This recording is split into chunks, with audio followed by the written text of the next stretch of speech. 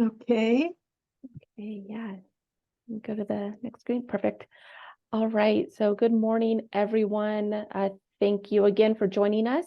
My name is Sarah Husky with 3C Ren. I've started recording this course and it will be posted on our on-demand page. Today we have Jennifer Rennick and Grant Murphy with us to talk about the energy code. Before we get going, I just have a few slides to run through. Okay.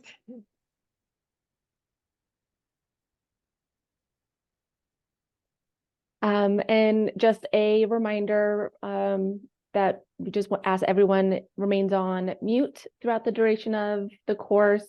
If you want to ask a question, please raise your hand or put a question into the chat box. Both Grant and myself will be monitoring the chat. And we definitely encourage you to participate and ask questions. So a few words about who we are for those of you who might be new. I work for the Tri-County Regional Energy Network, also known as 3C Ren. We're a collaborative partnership between the counties of San Luis Obispo, Santa Barbara, and Ventura. And we are working to improve energy efficiency in our region by offering free programs and services for building professionals and households. 3C Ren is funded by ratepayer dollars, which are collected through the public goods charge found on our utility bills. And the benefit of being ratepayer funded is that there's no cost to those we serve, and we're able to return these dollars back to our local economy. We are currently offering 3 programs. The first of which is Energy Code Connect, which is the program that is bringing this course to you today. We serve building professionals by offering Title 24 support for everyone from plans examiners to inspectors and architects and contractors. We offer our Energy Code Coach service, which is an over-the-phone, online, and in-the-field support for Title 24 questions. And we have both Jennifer and Grant are our Energy Code coaches. And we also offer trainings and education. And then we have our building performance training program, which serves building professionals by offering technical and soft skill trainings related to building science principles, high performance buildings, marketing, and communication techniques. And then we have our home energy savings program, which incentivizes contractors and helps residents save money and make their homes healthier with energy efficient upgrades through incentives and rebates. And with that, I'll pass things over to Jennifer. Everybody, and welcome. I'm Jennifer Rennick. I'm a licensed architect and also a certified energy analyst through KBEC. And I'm joined with Grant, who I work with all the time. We're in the same Inbalance Green Consulting group, and Grant is also a certified energy analyst through KBEC. Before we get started, I want to point out that this course is available for AIA learning units and ICC learning units. Today, we're going to give kind of a high level overview of the energy code. We'll at least, and go into as much detail as you could want in, under an hour. But we're going to start with a little historical context and kind of touch on why we have building energy efficiency standards in California in the first place. And then just kind of give an overview of how the California Energy Code fits within the broader context of all our codes in California. And then we'll touch on the Energy Code's triennial cycle and how we try to keep pace with the state legislature's goals and policies. We're going to briefly touch on the Energy Code in design and construction, kind of where things need to happen and when. This is really big picture overview. Again, it's the introduction. And then we'll take a closer look at the Energy Code, which is known as Title 24, Part 6, and run you through just an example and the resources that you can tap into for looking at and the example is going to be like, how much insulation do you need in a wall for certain climate zones? And then we'll touch on some additional resources, so where you can go to find more information and learn more about the energy code. And while we're doing all this, Grant's going to be monitoring the chat, and Grant will also be jumping in where appropriate to add some context or add some maybe details that folks may be asking for in the chat. So feel free, use the chat. Grant's there, and Grant, interrupt as usual or stop and, you know, add to it if I miss something important. Will do. So back in 1973, we had a national energy crisis, and it's also known as like the oil embargo of 1973. And so the reason we mention that is because that oil embargo caused a lot of gas stations for throughout the United States to be closed. There were huge lines. I barely remember it as a kid. Some of you might remember this. Others of you probably have no idea what I'm talking about, and that's okay. But what it did was start to help change kind of the attitude towards energy, where we get our energy, what kind of fuel we use for our energy. And various states and jurisdictions started to figure out better ways to address what would our energy future be. So it included like reducing speed limit for saving on gasoline. And President Jimmy Carter at the time famously told everyone to wear a sweater and turn the thermostat down, and also had the early version of solar panels put on the White House to show that there are better ways to save energy. So in California, soon after that, well, actually during that, the state legislators started to address the idea of what California was going to do for its energy. So in 1974, the California Energy Commission was established. And that's, you know, we'll be mentioning California Energy Commission, CEC, sometimes for short, throughout the presentation. And that's the entity, the body that is responsible basically for our energy standards that we use in our California building standards throughout, which falls under the auspices of the California Building Standards Commission, which was created shortly thereafter in 1978. And the idea was that we were going to reduce California's energy consumption. So I love this little chart here on the right. And basically it shows California, along with Hawaii and New York, that those states quickly enacted building energy codes. And as a result, the amount of electric energy use per capita, per person, started to go more or less flat after these energy codes started to take place. And the countries up at the top of the chart, they have had some energy codes come into play, but later on, and also some of those states have had their state legislature, or rather their state Supreme Court determined that those types of building energy codes were not constitutional for their states. So as a result, those states tend to have a higher energy use per capita than California and Hawaii and New York. So out of all that, our energy efficiency standards are born. And the concept here is that building codes in general, established and enforced by the local government, are for public health, safety, and welfare. And then the energy code was designed to reduce wasteful and unnecessary energy consumption, also through a set of standards. And we know that the energy code works. We are second right now in the lowest energy use per capita in the US, right behind Hawaii. And projects like this one, the picture shown on the right, opened in 2009, LEED Platinum certified. It was awarded a lot at the time for its energy conservation efforts. And so that type of work then started to lead the way into other codes and other legislative aims and goals that California had for us. So big picture, kind of the aim and where we've come from. So 1978, we get the Title 24 Energy Standards.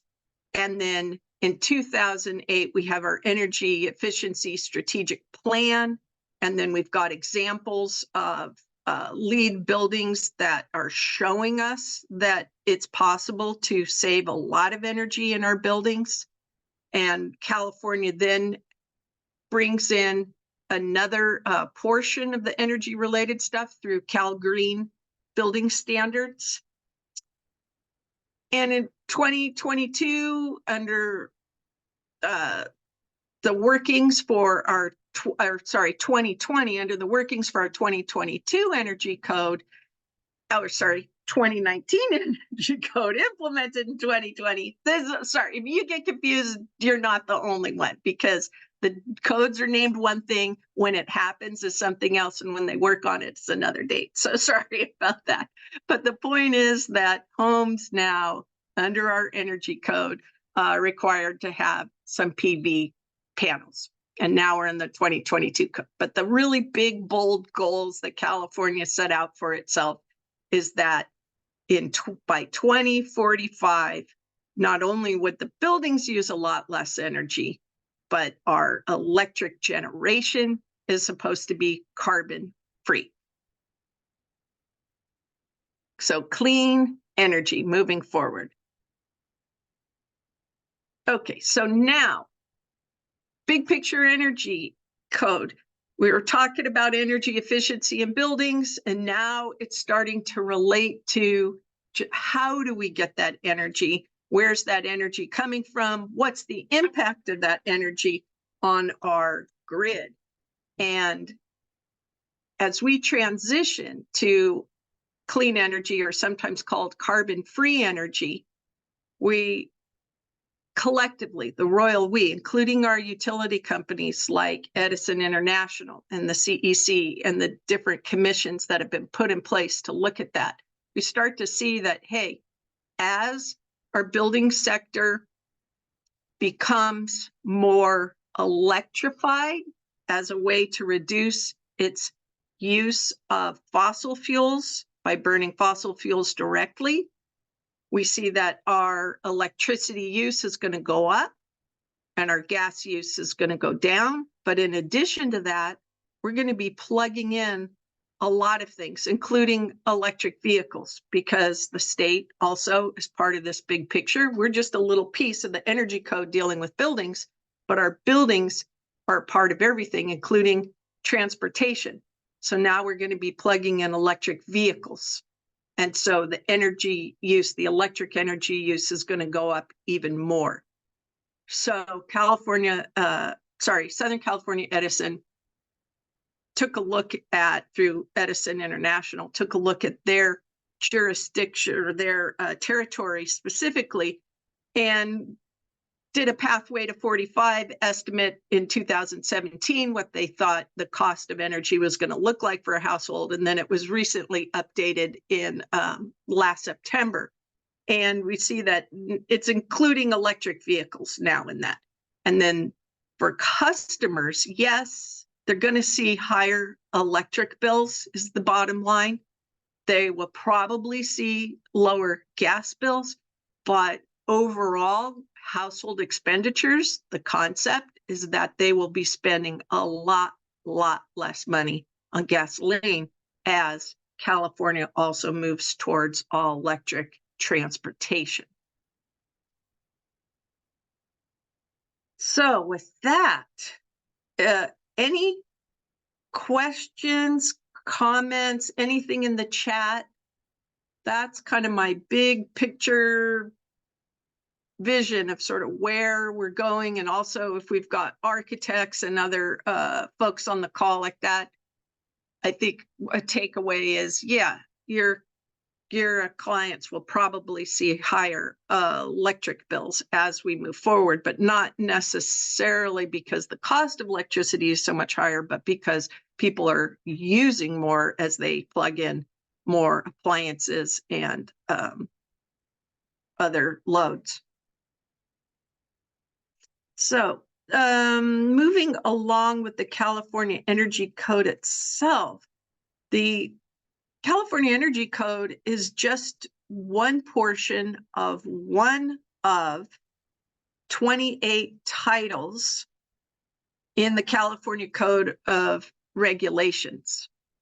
And so the Office of Administrative Law maintains and oversees all but Title 24, which is the Building Standards Code. And then under that is our Energy Code. But related, closely related, which we'll touch on a bit, is Title 20. And Title 20 deals with the efficiency of appliances and small heating and cooling systems.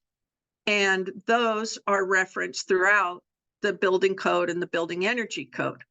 And then also kind of closely related is Title 25, Housing and Community Development, which we have a slide on that and we'll hit on it. It deals with homes that can be built and produced in a factory setting. And so it explicitly says that those homes, even though they're built in a factory, they're not mobile homes, but factory built homes. And they also will have to comply with building standards, including the Energy Code. So through, if you're all new to the code and where to find the codes, this is a useful resource. So through Contract with Westlaw, so the California Code of Regulation titles can be found at the westlaw.com CalRegs link. And when you click on any of these titles, it will take you to the language. Title 24, click on that link specifically, and it's going to take you back to our Building Standards Commission website. So for just Title 24, you can link to this directly and bypass Westlaw. And from there, you can link to all of Title 24's regulations and all the parts that are under Title 24 for our building codes. So if you expand the link, that'll take you to this part of the website, and it opens up and it shows you and will lay out part 1 through part 12 of the building standards. And then specifically to this, part 6 is the California Energy Code. And then related in terms of energy use, we also have a part 11 for the California Green Building Standards Code, also known as CalGreen. And if you click on these links, it's going to take you to the iccsafe.org for California Part 6, Title 24. You do it again, it'll click you to the same kind of an image, but it'll show up as Part 11 for the Cal Green Code. So again, I mean, once you kind of know this, you can bypass and go straight to the ICC's website. When you do get to the website, if you're going to use this as a resource, take note that on the right-hand side, it asks you a question or which version you're using. So you'll want it, the original version or the updated version with the errata sheets. Make sure you click on the right one. Once you go to this, then you're going to be presented, not quite in this format. I clipped this together for a visual for you all, but you'll be able to use the digital version and for free, and you could scroll through that in a linear format. And there's a basic, there's a premium. If you're a plans examiner in a building department, the premium's probably the way to go because you can take notes and copy and paste parts of the code. Or if you're more familiar with a printed version and you want PDF or loose and you want it in that 2-column format that a lot of code officials are used to seeing for all the regulations, then you can order that as well. Okay, let me know if there's any questions on that. We're going to move on to the idea of how the energy code is kind of implemented through the CEC in California. So California Energy Commission is responsible for a number of things. One of those responsibilities is the energy related the energy standards, part 6 of Title 24, and they also look at the energy related portions of Cal Green. And every 3 years, California Energy Commission is responsible for adopting, implementing, and updating those building energy efficiency standards. And then the local city and county enforcement agencies have the authority to verify compliance with all the applicable codes, including energy efficiency. So also on the CEC website, I love that they've got, you scroll down a little bit and there's a section on news, events, and kind of some important upcoming items. So, you know, this is current for this year. So January 17th, we've got a commissioner workshop, and these workshops are open to the public. And then we've got, you know, a staff webinar on a Senate bill that's coming up on, I believe that one's on some of the transportation issues. For this triennial code cycle, we have energy standards timeline, and the adoption timeline is it overlaps each. So I'll give you, well, for now, we're going to just look at the 2022 energy standards. For example, they came into play or came into effect January 1st, 2023. So we've had them for about a year. And so the 2022 standards are going to continue until we get our 2025 standards. But running in the background already, folks have been working on the 2025 energy standards, and they started that last year, or 2 years ago. Sorry, what year are we in? 2024. They started halfway through 2021.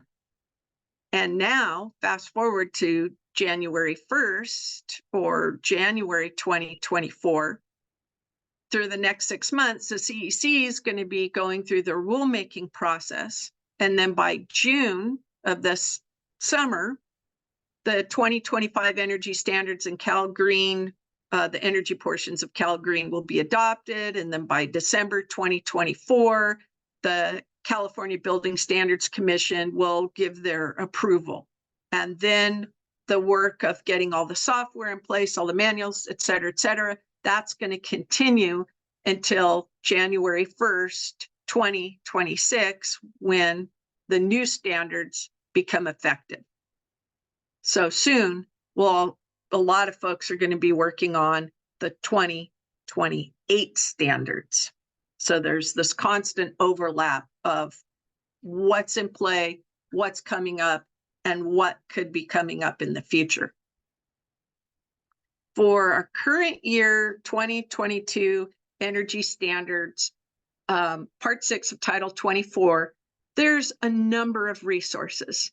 And the California Energy Commission publishes these resources directly. And these are the resources I use as an energy analyst, as an architect. I tend to use these more than the code in the ICC, but I know a lot of plans examiners and code officials will use the ICC version.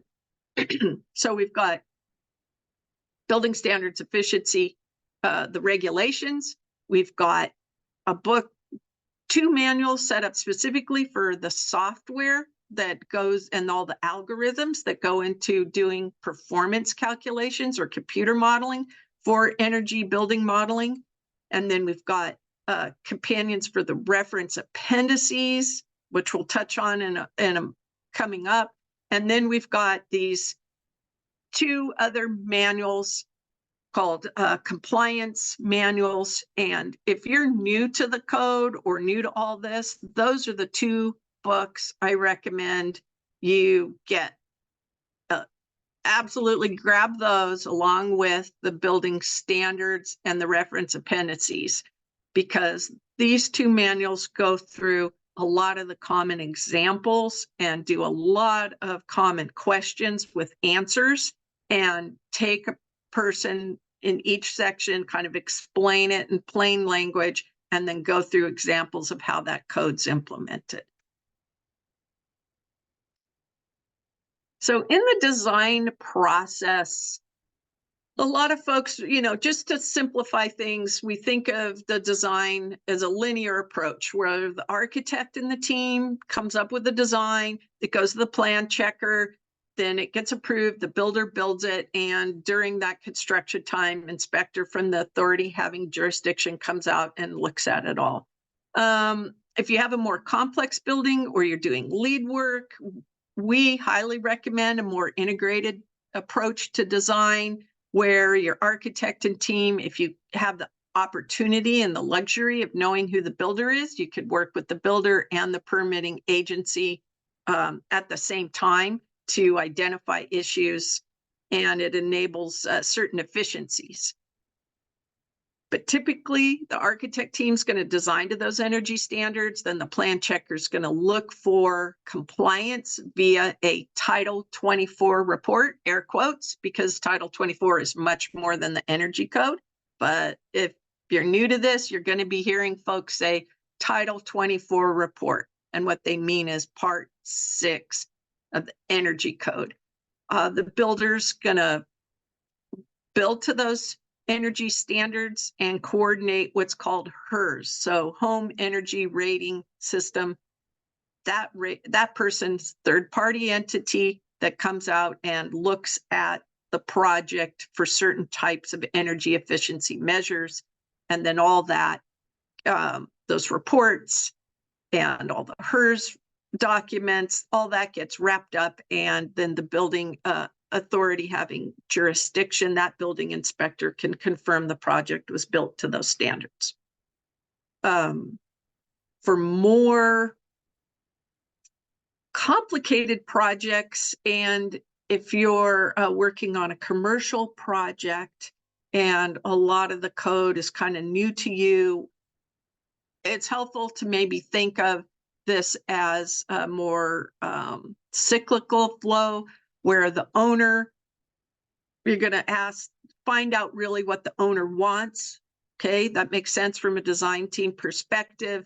So this is where the architect team's going to meet those owner needs and really look at Title 24 and Title 24 Part 6 and Part 11 for the energy code. And in our case, lead documentation if they're going for something exemplary.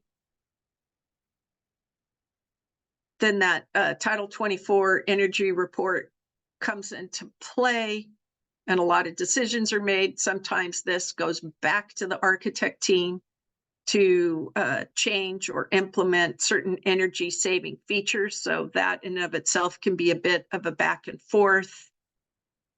Then the subcontractor and general contractor is going to install those things, and then the verification performance testing. So in commercial projects, that could include commissioning agents and the installing contractors, sometimes the code officials, and then you might have that HERS rater. And then all of that is pulled together as sometimes a commissioning report or the final Title 24 report forms, and all of that is bundled up and available to the owner as well as back to the authority having jurisdiction for part of that closeout on the permit. So specifically looking at Title 24 Part 6, just the energy code, that piece, Part 6, how is that thing kind of laid out? and give you an big overview of what's goes into just the energy code itself. I want to start by just mentioning kind of 3 high-level terms or concepts. One is that the energy code talks about mandatory requirements. So these are energy efficiency measures that are applicable to all projects, no matter what. Then the code also talks about a prescriptive compliance pathway or prescriptive component package. So all those mandatory features are still required, but now you're going to be able to pick and choose. Well, sorry, you're going to follow essentially a checklist of all of the measures that are required under that prescriptive package. And then this checklist of energy efficiency measures, that actually becomes kind of what you're compared against if you do what's called the performance method. And under the performance method, yes, all the mandatory requirements are still applicable, but now the design team can pick and choose or use trade-offs on some of those energy efficiency measures, and they can go beyond what was required in the prescriptive kind of checklist approach, or they can trade off some of those checklist approach requirements, as long as the building, once they do the energy modeling, is more energy efficient, shown to be more energy efficient than the standard baseline. There's a 4th kind of feature that I want you to be aware of. And not only do we have this, okay, mandatory measures, prescriptive approach, performance approach, also in California, these requirements are going to be based on the climate zone. And there's 16 climate zones in California. And so one of the first things energy consultants going to do is identify the climate zone of the project they're working on, because that will determine all the other requirements. So you could find that climate zone in the reference appendices manual, or now the CEC has a great online tool called the Easy Building Climate Zone Finder, which I've used a few times. I thought it was just great. I pulled an example of climate zone 5. So that kind of outlines what that climate zone looks like there along California coast. So per the climate zone, and then those other requirements. So the energy code itself is organized by subchapters. Now, I threw this slide in here from 2019 Energy Code in case you were kind of familiar with the Energy Code, because there's been a change in the organization to the 2022 code. And there's going to be a lot of people, even if you're new to the code, there's going to be a lot of folks who are familiar with the 2019 code. And so it's good to kind of have that a background and then see the difference. But basically, we've got subchapters 1 and 2 that deal with all those occupancies. And then we've got a grouping of chapters, subchapter 7, 8, 9 that dealt with low-rise residential, included multifamily. And then subchapters 3, 4, 5, and 6, that was just everything that wasn't low-rise residential. Under the new 2022 code, the California Energy Commission pulled the multifamily residential portions out of the low-rise residential and the not low-rise, or residential and the not, low-rise residential section. So now multifamily includes high-rise residential and low-rise multifamily residential. And so now subchapters 10, 11, 12 have been added specifically for that.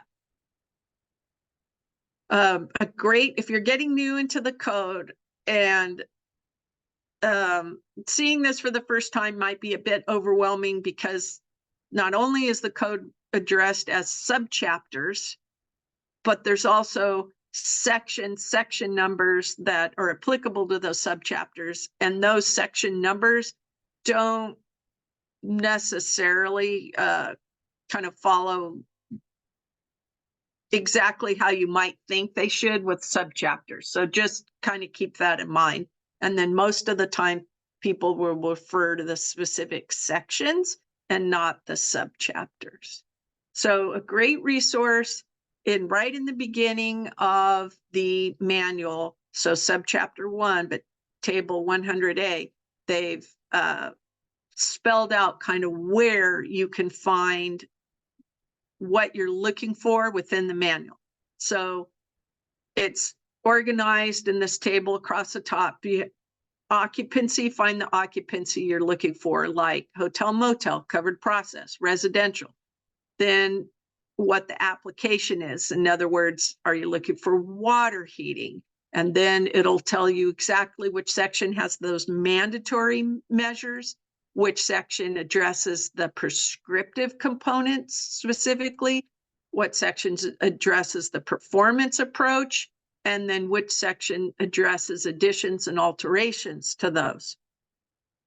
So for example, and this is the bottom part of that same chart, let's say we're going to do single family envelope, and we want to know something about the mandatory measures and the prescriptive.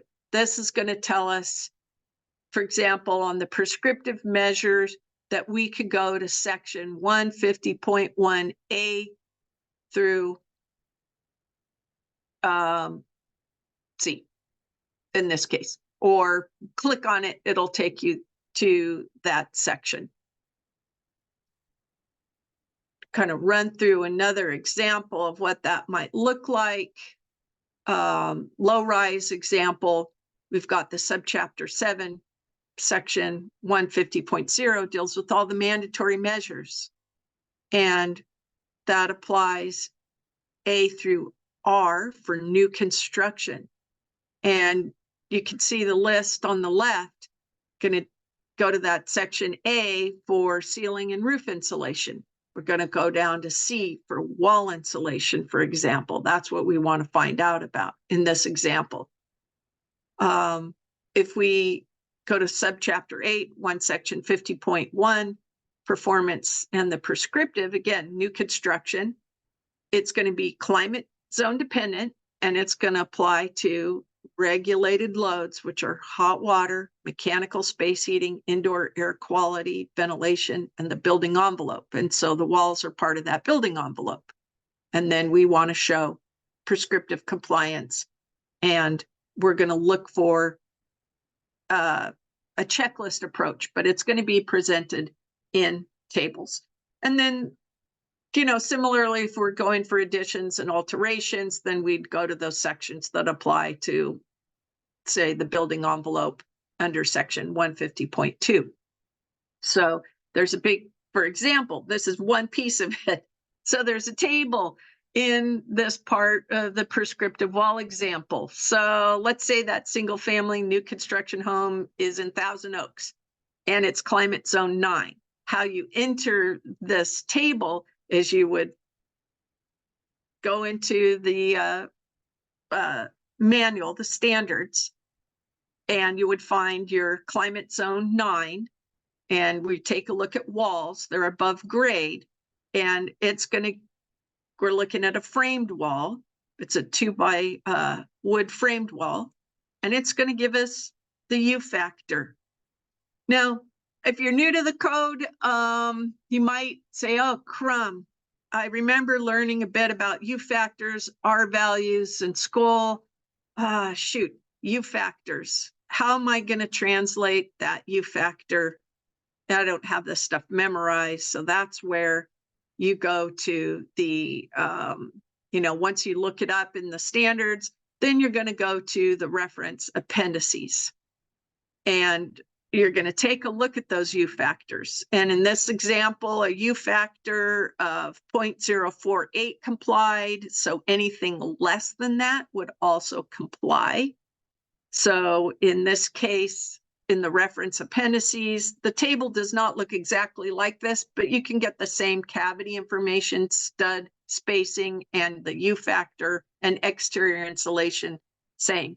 What I added was examples of cavity insulation type that could meet this.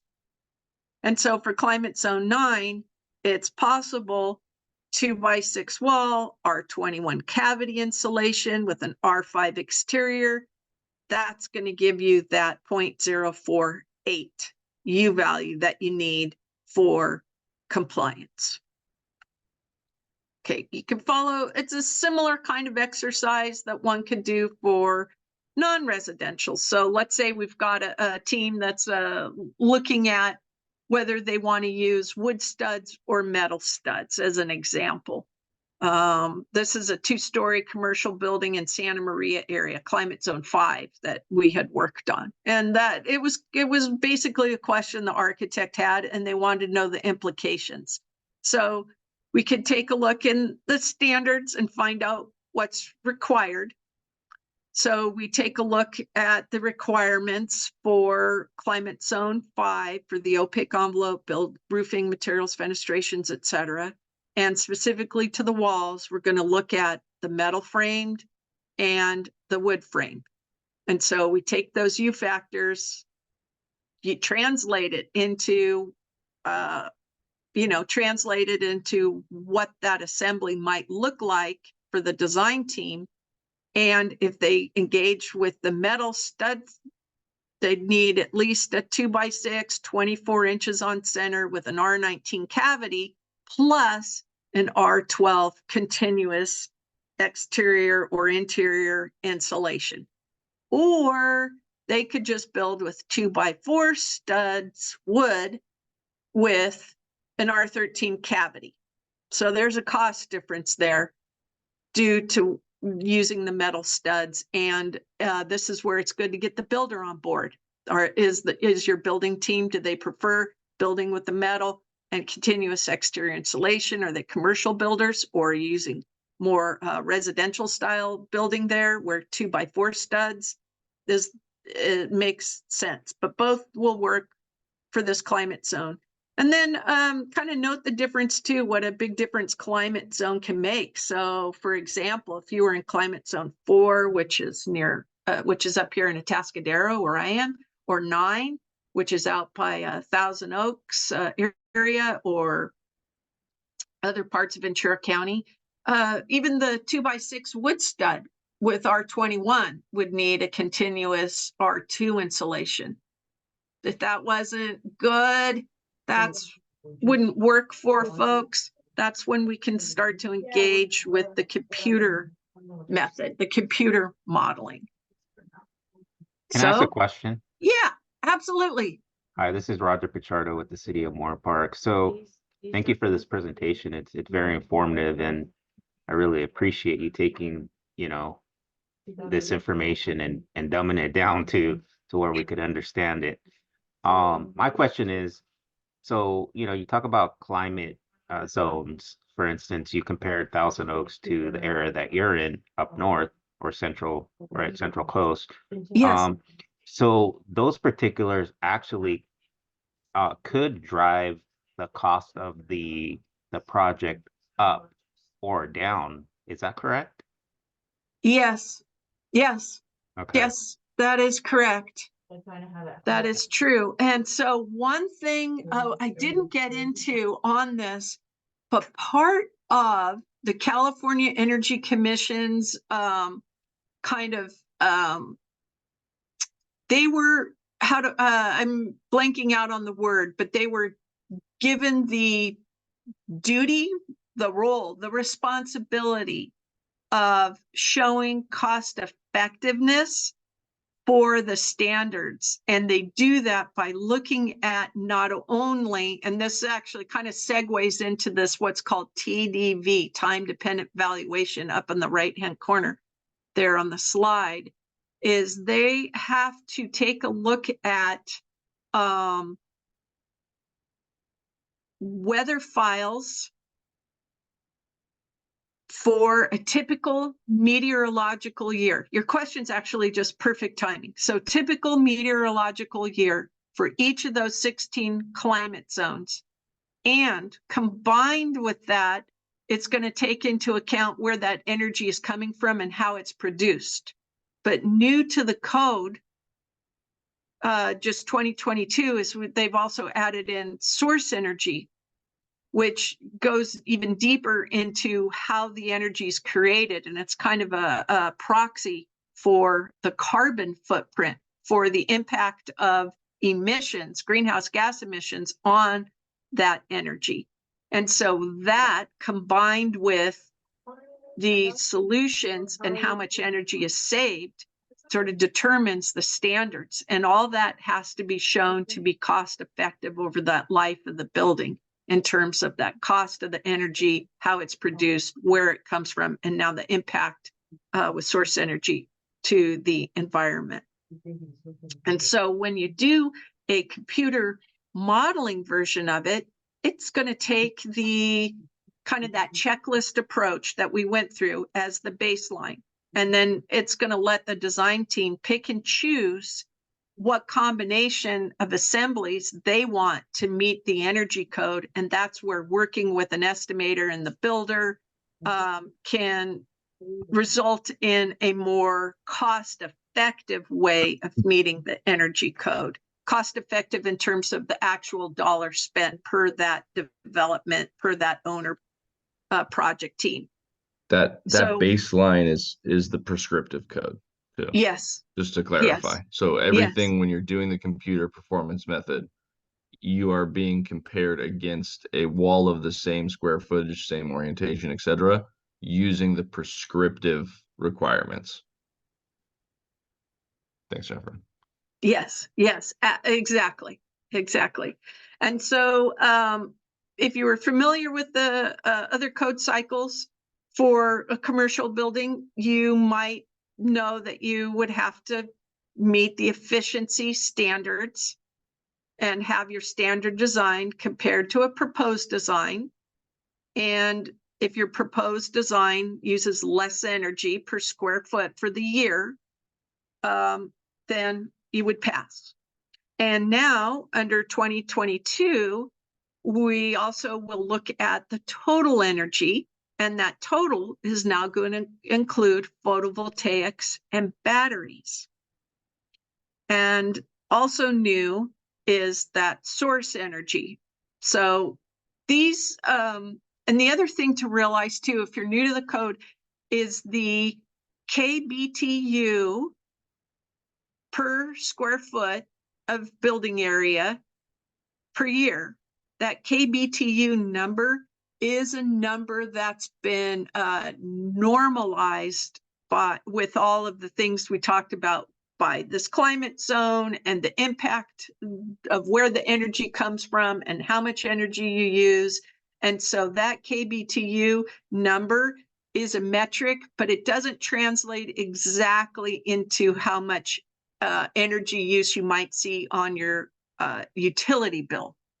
There are some other things in the software that would allow you to actually turn that into cost based on the cost of energy for that area to help better estimate that. So just to be clear on that. But this metric is what's used to show if your project passes or not. So if all three of those show that uses less energy, the proposed design uses less than the standard, then they'll all say pass. And this is a screenshot straight out of CBEC COM 2022 for a small office building. So this is what your energy analyst would look like before they convert it into a quote unquote report to share with the rest of the team or the authority having jurisdiction. And also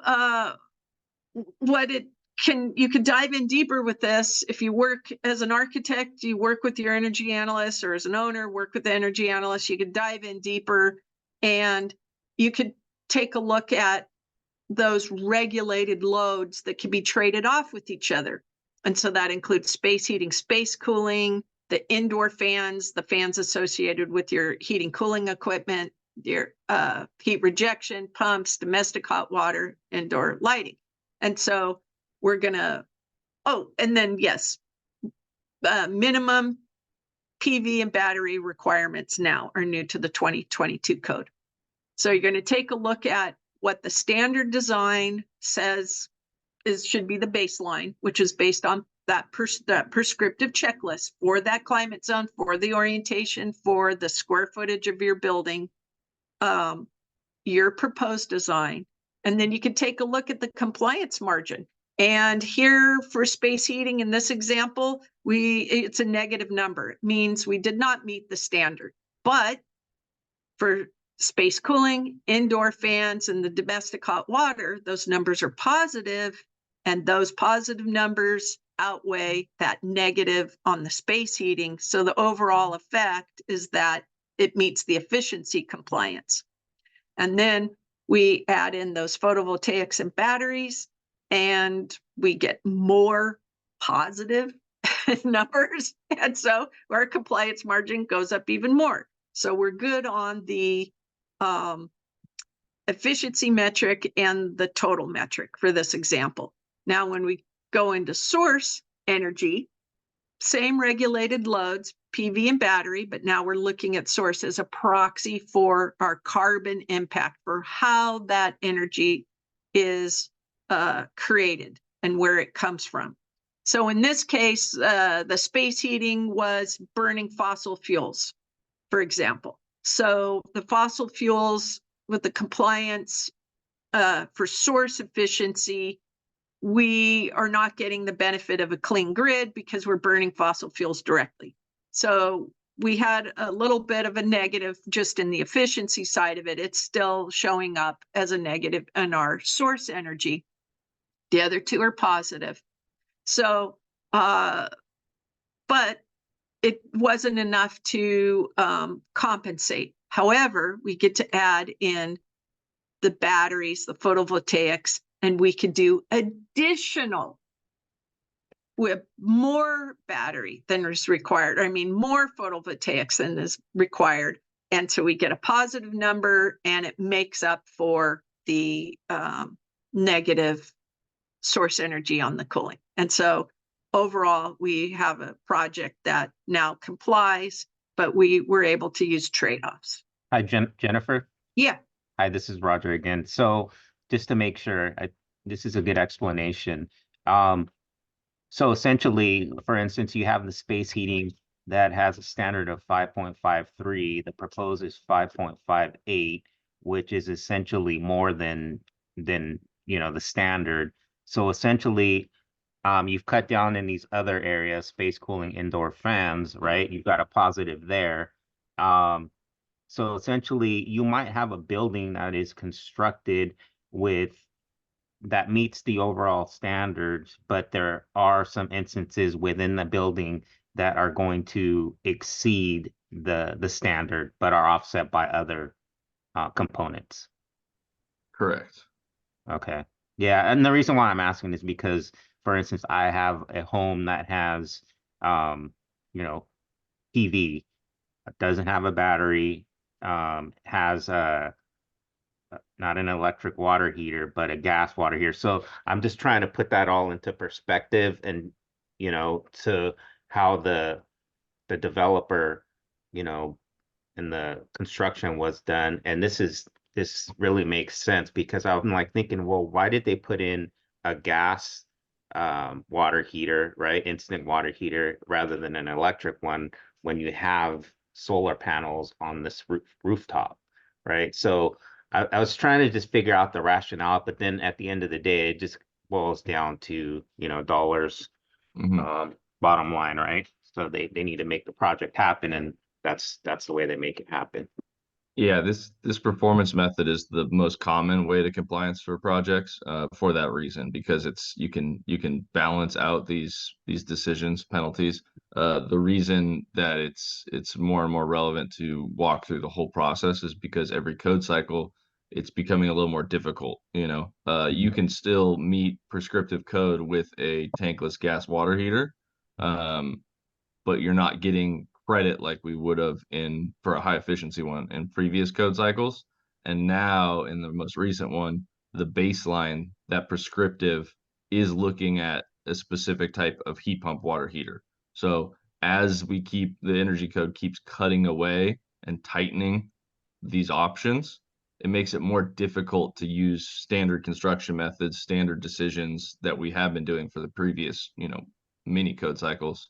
And then that can cause issues. Most commonly, you find people trying to offset large quantities of glass or removing the continuous rigid insulation. And that previously, in my experience, wasn't that difficult, especially in the Central Coast climates.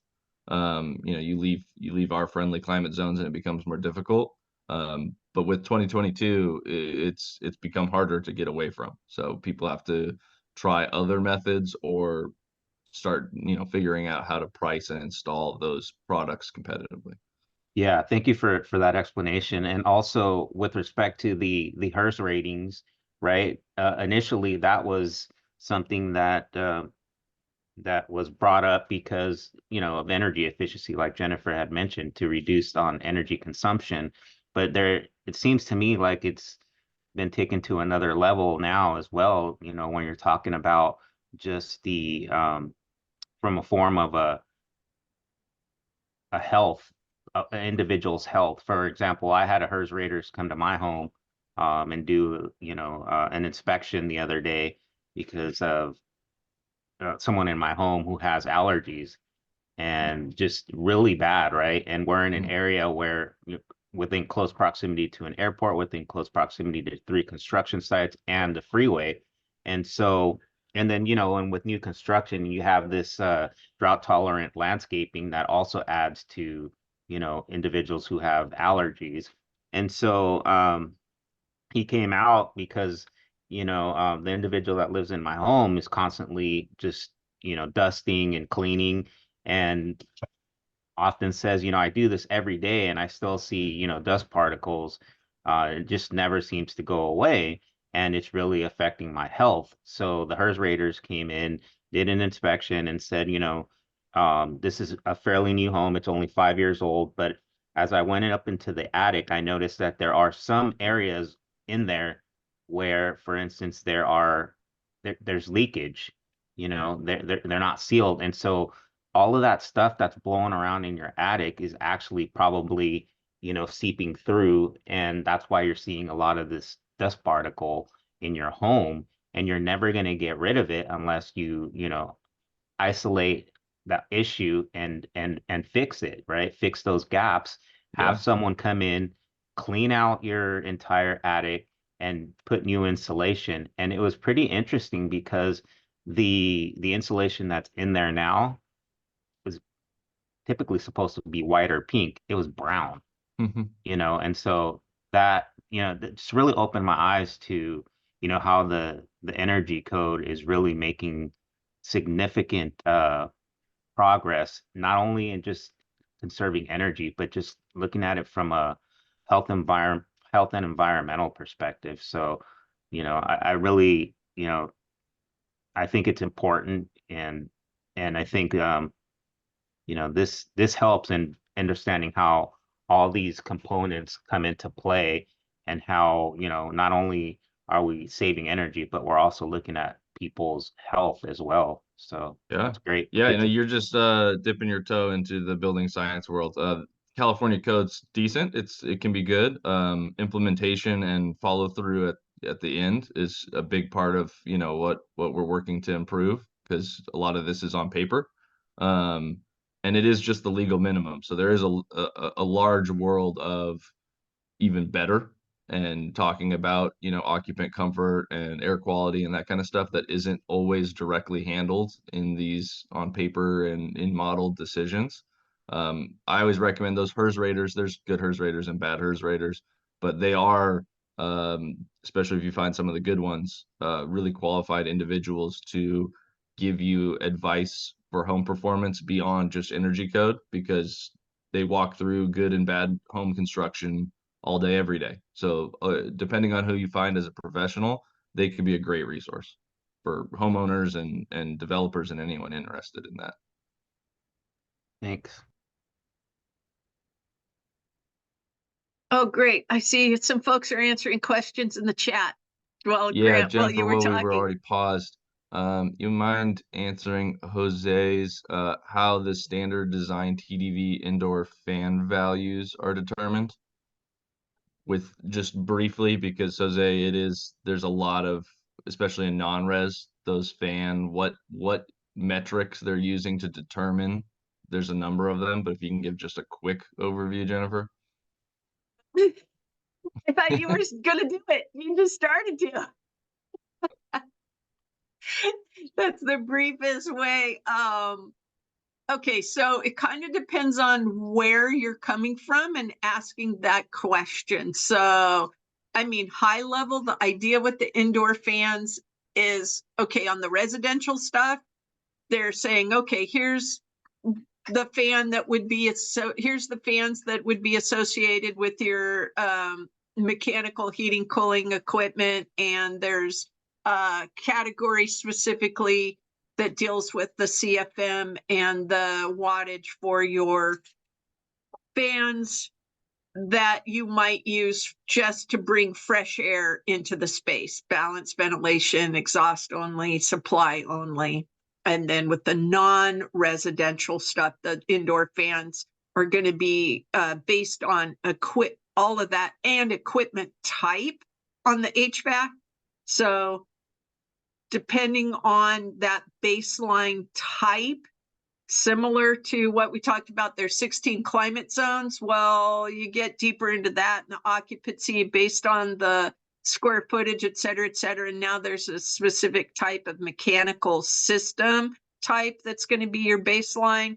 And that is going to determine those indoor fans. So if you pick a different type of mechanical equipment, you could easily bust your indoor fan budget. And if that's where you're coming from, then you should contact Grant on the Code Coach service. Because we can, I mean, that's just like, it's more deep than this class. Yeah. Thanks, Jennifer. Yeah. And then, okay. Yeah.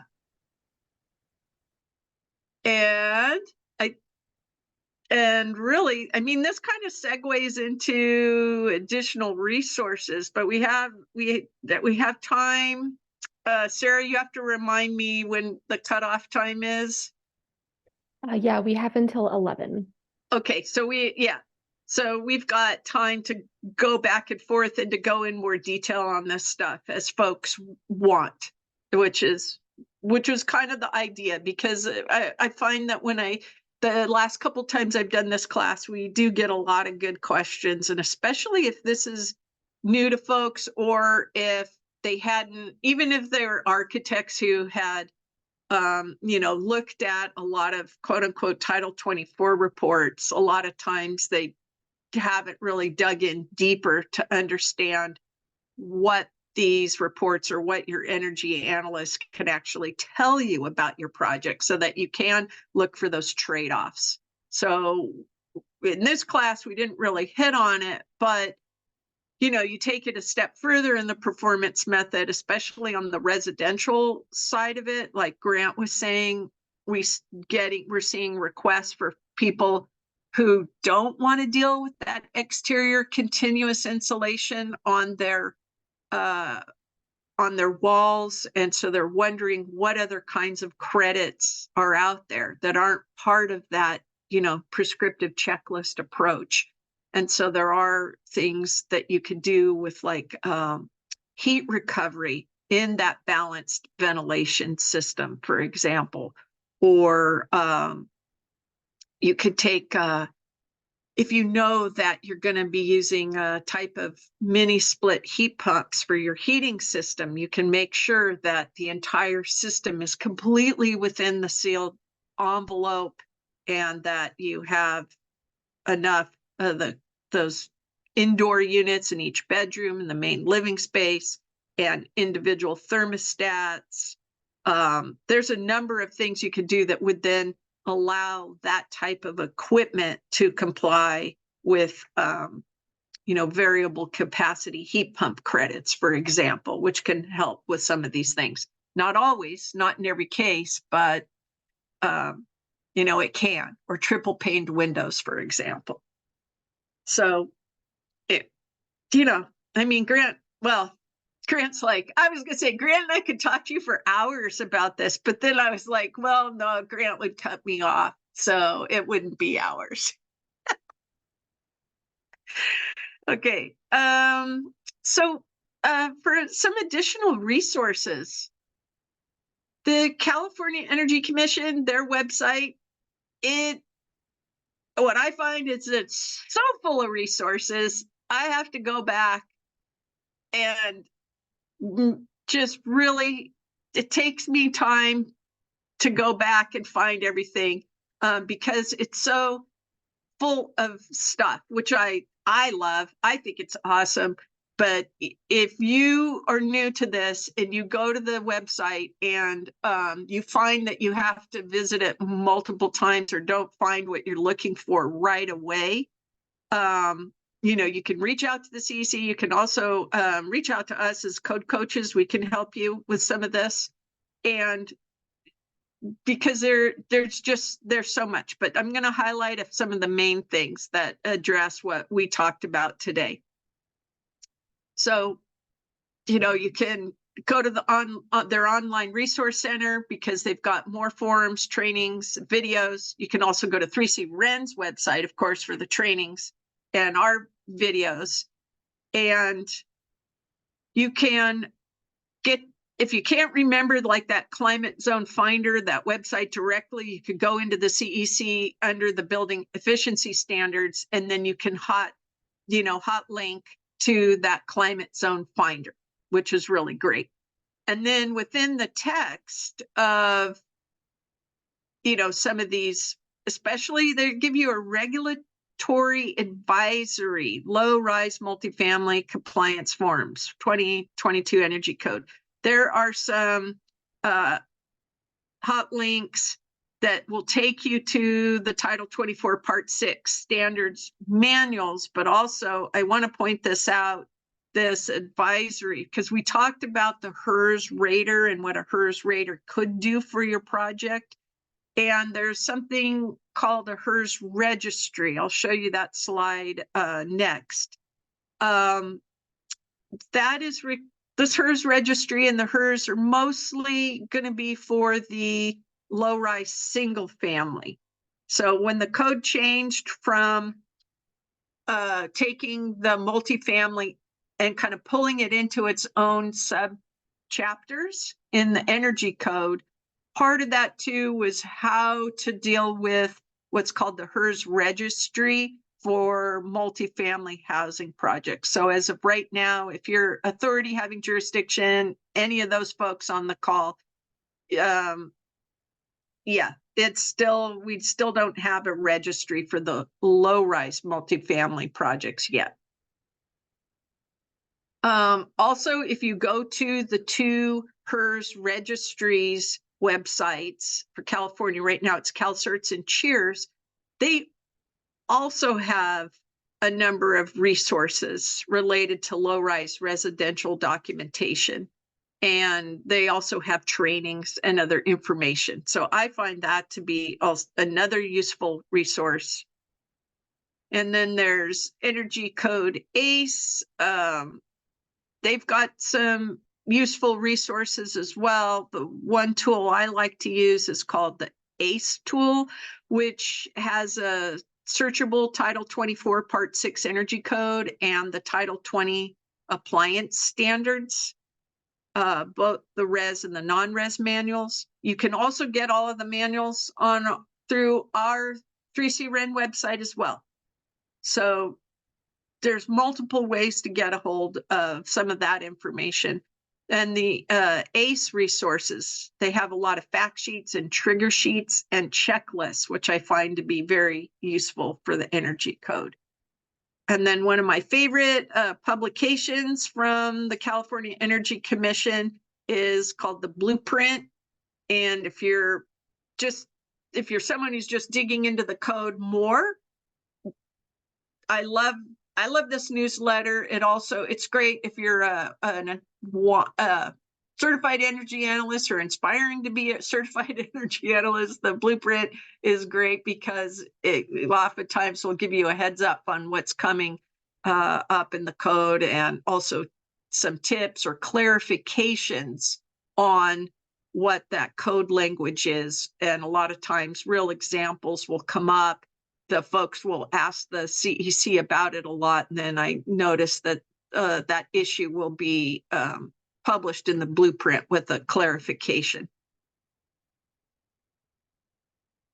The Housing and Community Development website itself, so Title 25.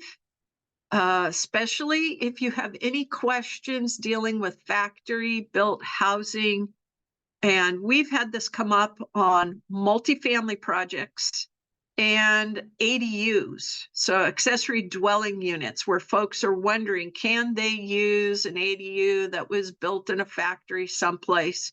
And or wondering if they go into the ADU business and start to create these in a factory, what are the requirements? And then as a 30 having jurisdiction, oftentimes if you do get a factory built project, you might need clarification, or you might need to show that to the developer, to the architect, that yes, they still have to comply with Title 24 inside the Factory Built Housing Handbook for local enforcement agency builders and the general public. It's a great resource.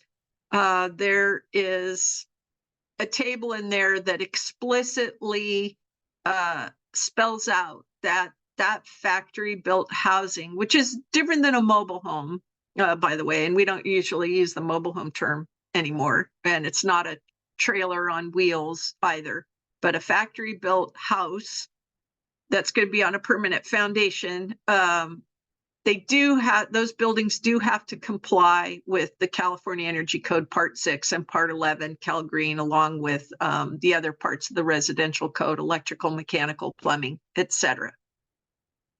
So these are some good resources there on their website. And then kind of to round it out, and also we're open for questions, is got questions about Title 24? Okay, 3C Ren offers a free code coach service, and it's free to the public, free to plans examiners, free to architects, free to builders, free to anybody that has a question about the code coach, or I mean the code. And you're talking to two of the code coaches here today, Grant and myself, and we are here to help. And you can reach us online, and you can give us a call, and then that call will be routed to us. And I can take any more questions if we have them, or Grant, if you want to add anything. Yeah, with the Code Coach service, it's ideally asking specific questions so we can get your specific question answered. If anyone is interested in additional training specific to your department, your company, whatever it might be, we are flexible and have found ways to provide that. You can reach out to us directly to get that. Reach out to Sarah. I'm sure she'll share her information. Or if you want, you can request it in the Code Coach service. But the idea of the Code Coach is that you're asking a question, and we get that question answered for you.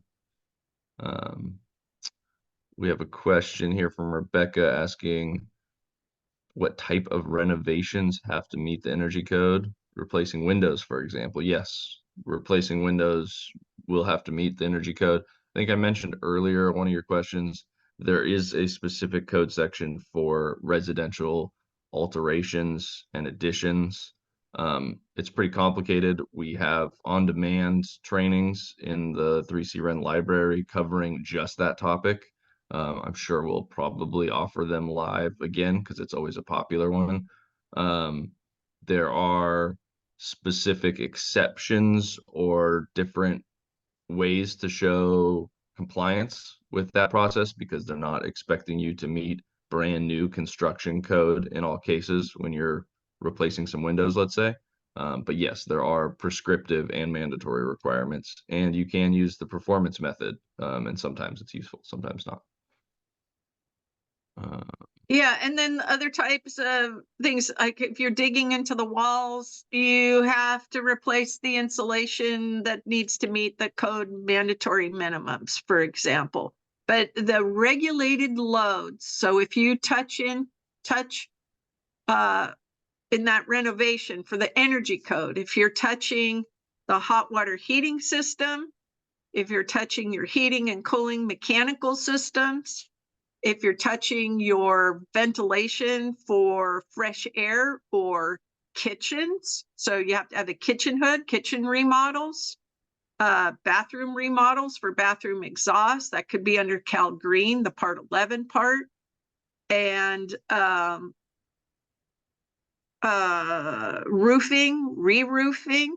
The one thing, additions and alterations you do not have to address is what's called solar ready, and you don't have to have PVs or battery. That only applies to new construction. But otherwise, the additions, renovations, if you're hitting on those big ticket items, heating and cooling, ventilations, insulation, windows, yes, all of that has to meet the energy code.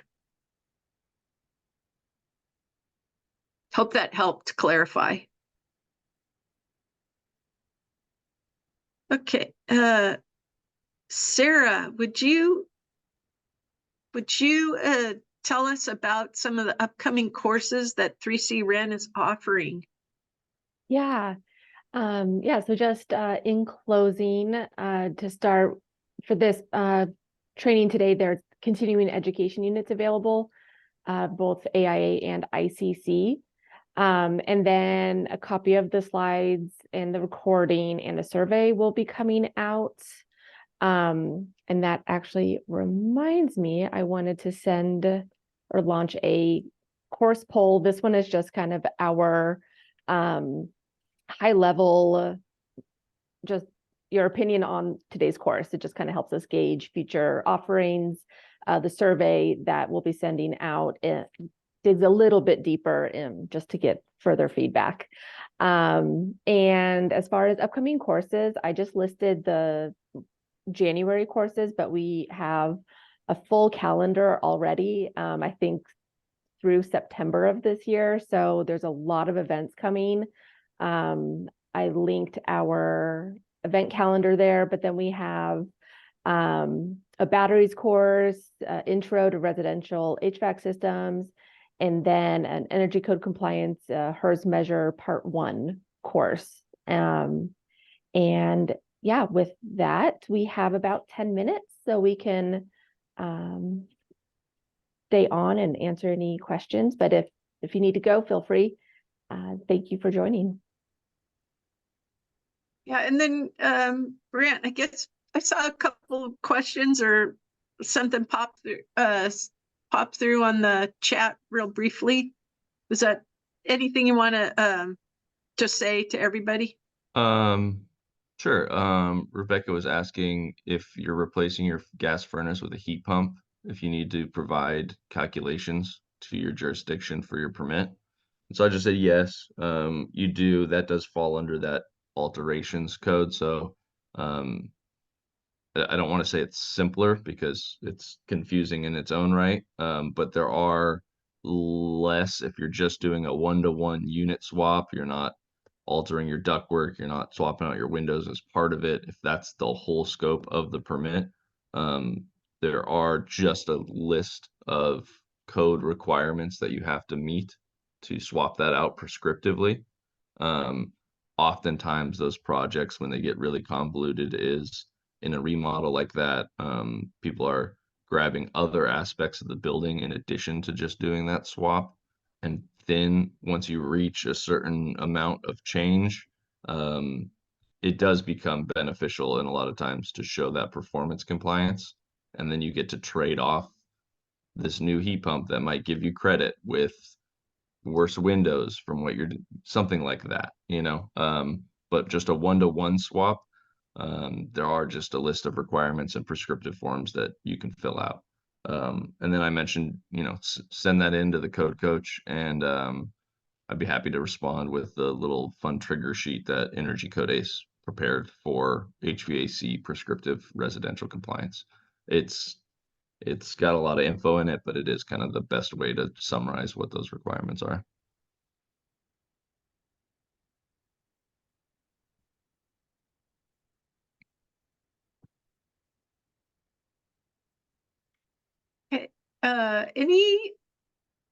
Any other questions? Feel free to just unmute yourself and ask, or just do the hand raising thing or put something in the chat. We can be on the call for a few more minutes.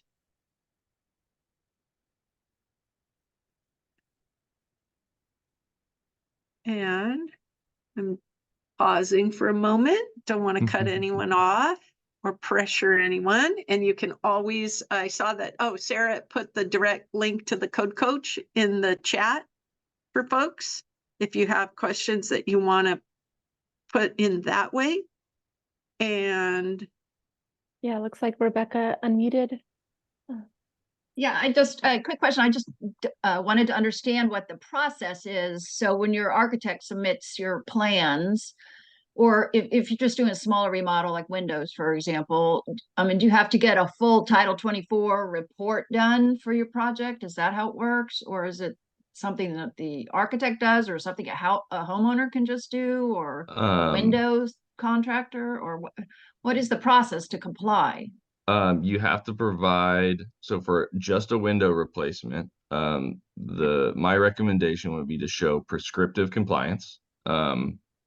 Through that process, you might find that you don't want to do prescriptive compliance. But assuming that you meet the criteria and that fits with your replacement, et cetera, I recommend going to Energy Code Ace and using their forms tool. And everyone in the industry is absolutely capable of preparing a prescriptive window replacement form. More of the tedium comes from website interface, that kind of stuff.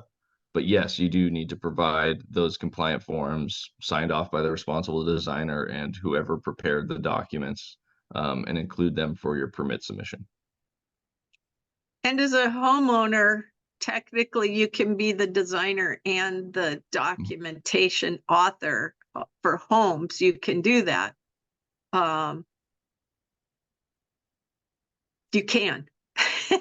Yeah, so it totally goes back to what Grant was saying. It's just like, okay, what are you really doing? You know, if it's just straight up window replacement,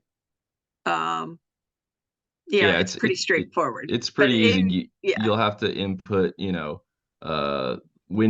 each individual window, the areas, the net area added or removed, or which would be 0 for just a direct replacement, what the proposed window U value, SHGC, the specs are, and then like tags associated to the drawing set. So either your window schedule or floor plan tags. So that's one of the easier ones to do, and absolutely take a shot at it. I know Jennifer and I have done our fair share of them because some people don't want to do them regardless, and that's fine. Thanks. But I guess my follow-on question is, it's never a simple window replacement, right? Because right. One, if you want to change the size of the window, all of a sudden you got structural coming in there. And then if you have crappy 2x4 walls, all of a sudden you want to add that 2 inches of external insulation to the wall. So then all of a sudden it becomes a much bigger project. So I'm wondering who then would handle all those calculations, because then it becomes all the walls that are being affected as well, as not just the popping a window out. So right, I recommend finding a Title 24 consultant who can walk you through that and provide those calculations, because you're right, once you start tearing into the walls, then code now applies to those walls as they're altered. Adding windows, prescriptively you're allowed to add windows, but you have thresholds. That's one of the most common reasons that people use the performance method. The prescriptive code allows a certain amount of square footage of glass. We all know we want more windows, so oftentimes designers and homeowners say, well, we can't do prescriptive because I want a bigger window facing west. And when you do so, you can do that using the performance method, but you're going to take a penalty because that baseline is still assuming the prescriptive allowed square footage. So then now we're in this trade-off game with what you're altering. did the existing walls, were they improved enough so to offset that added glass? Did you replace a water heater as part of the scope? Because you could get a lot of credit if you put in an above code water heater. And then it becomes this balancing game. And that's something that, without having experience doing it before, it is very confusing and can be tedious.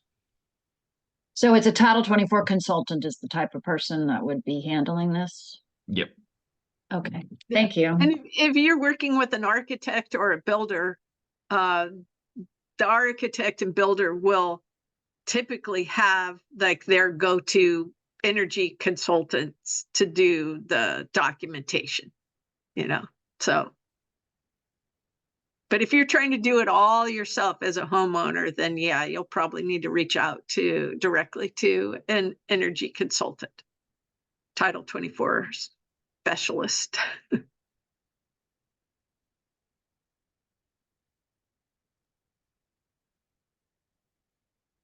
I think that's about it. And it looks like we're just about at time. Yeah. So I think I I'll don't let see. Sarah close out. Unless there's any last question, jump in, but otherwise, okay, Sarah. Grant, did you have anything? No. Okay. Yeah, so if there's no other questions, we'll go ahead and end it here. Thank you all for a great course, our first one of 2024, and looking forward to the rest of our year. So thank you all, and I'll end it here. Thanks, everyone.